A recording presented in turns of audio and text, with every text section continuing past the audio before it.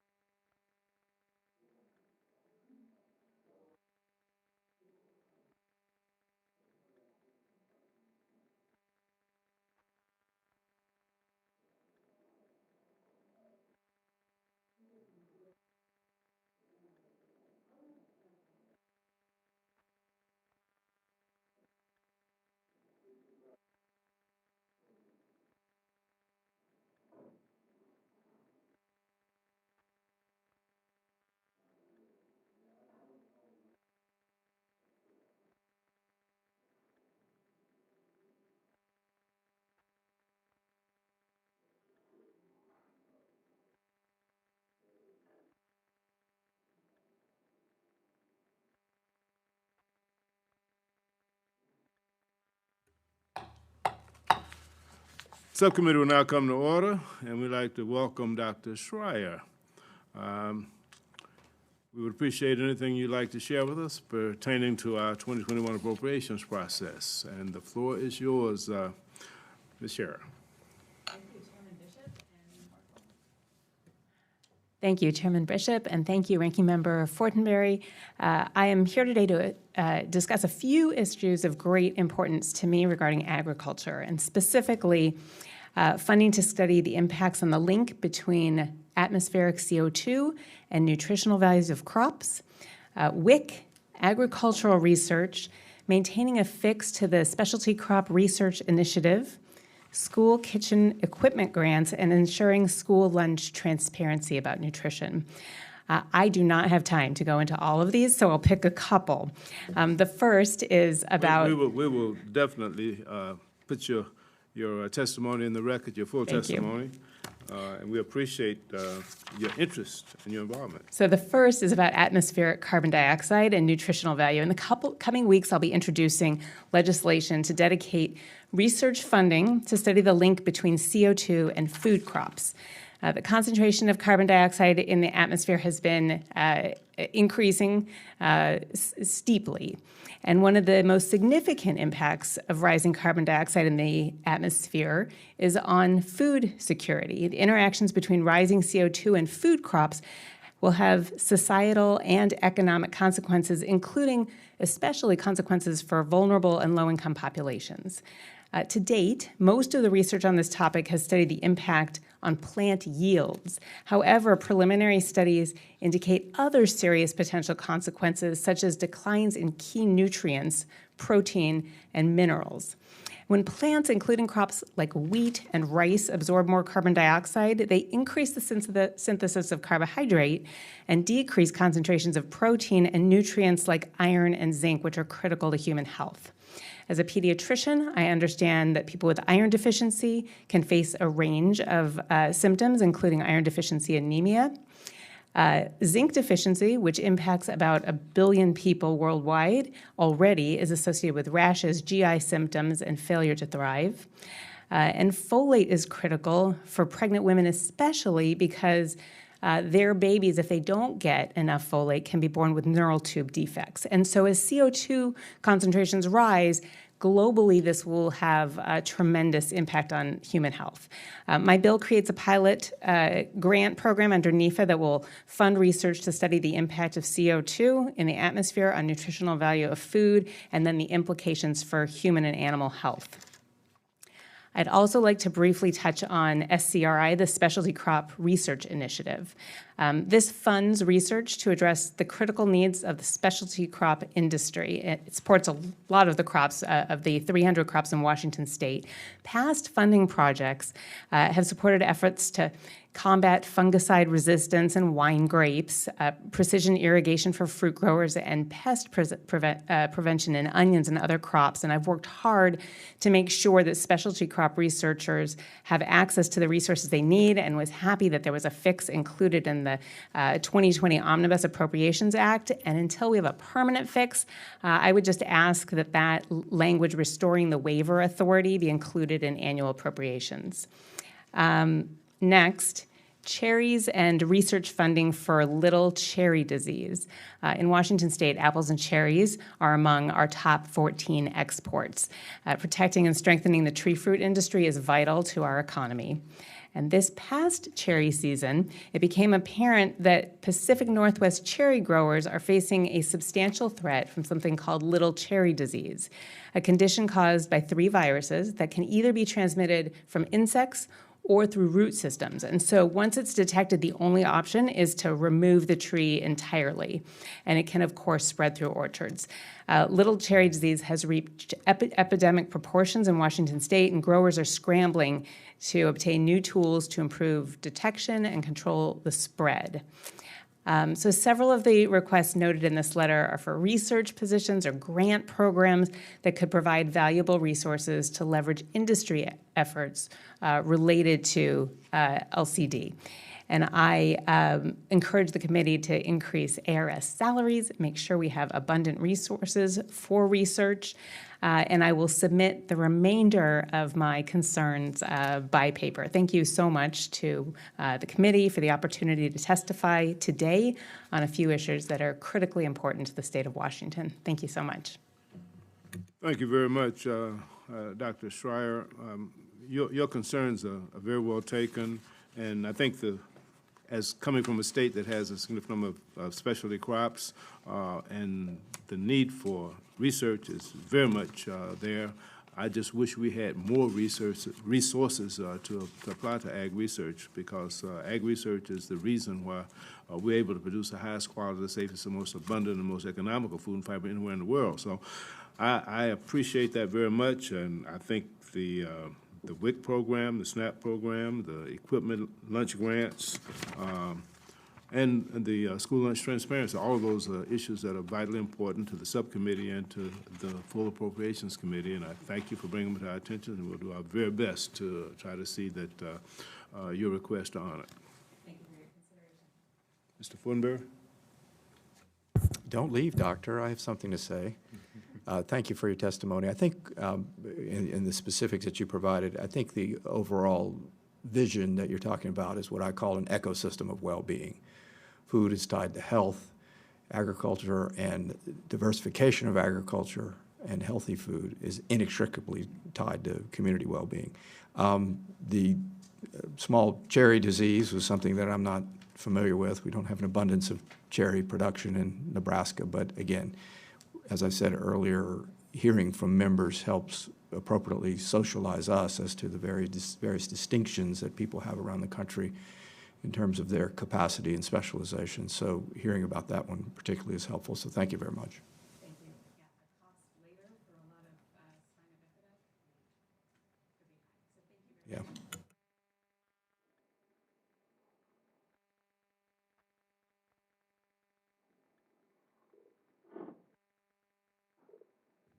Subcommittee will stand in recess subject to the call of the chair as we wait for Mr. Davis. We have been running ahead of schedule today. We've had several members who were not able to attend because of today being a primary day in their respective states, and so some of the members had to cancel their appearances. And so we've moved ahead of schedule, but we await the arrival of Mr. Davis and stand in recess.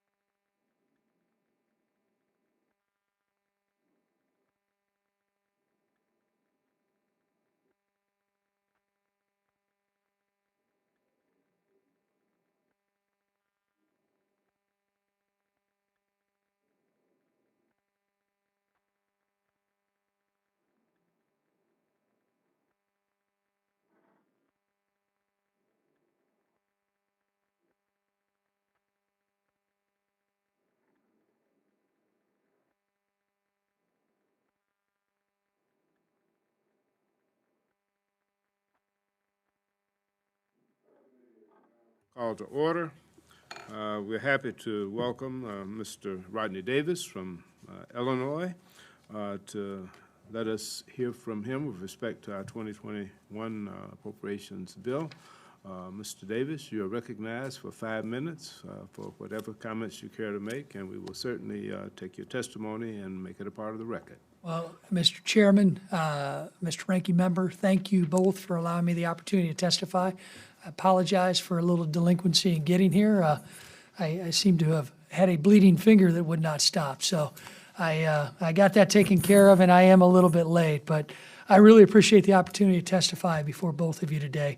I'm here to speak in support of increased funding for agricultural research for the National Institute of Food and Agriculture's Agriculture and Food Research Initiatives,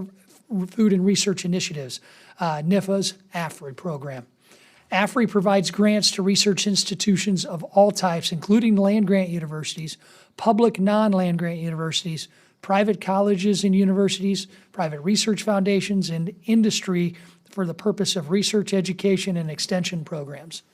The goal of these grants is to help increase food production, enhance food production, safety and nutrition, mitigate the impacts of changing climates, improve rural economies, and train our next generation workforce. I've been a relentless advocate for this program alongside one of my good friends, Jimmy Panetta. Together, we work to establish the Agriculture Research Caucus to raise awareness and garner support for research development and innovation in agriculture.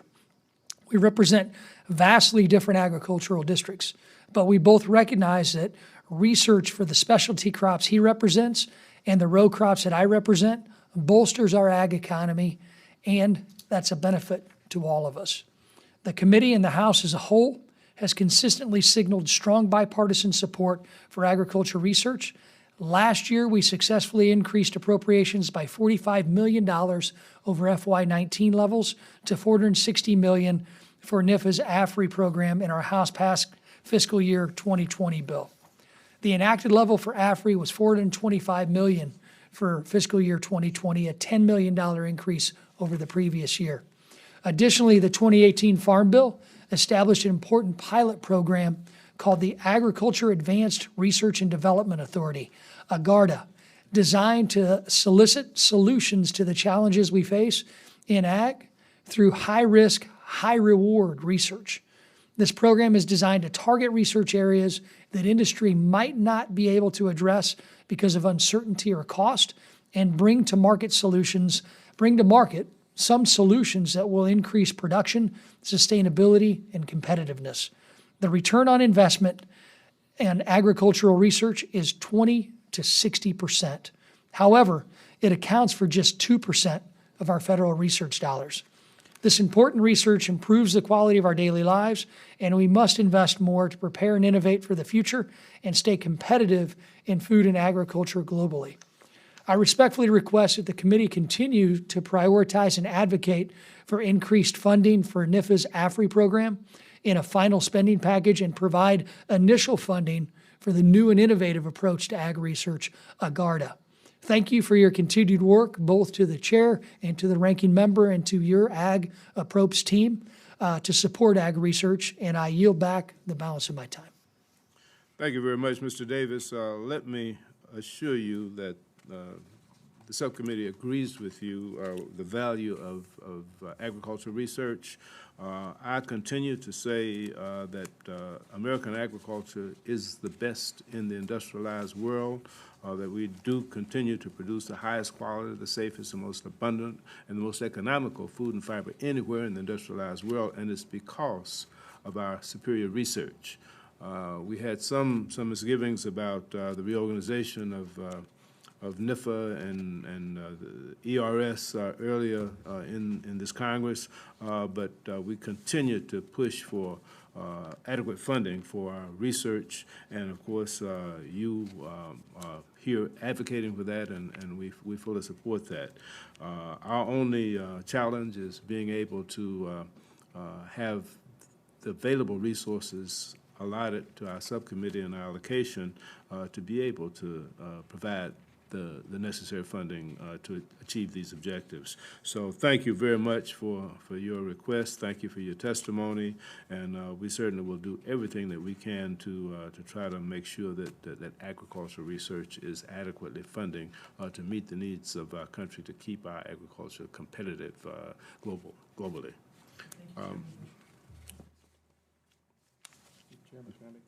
You may,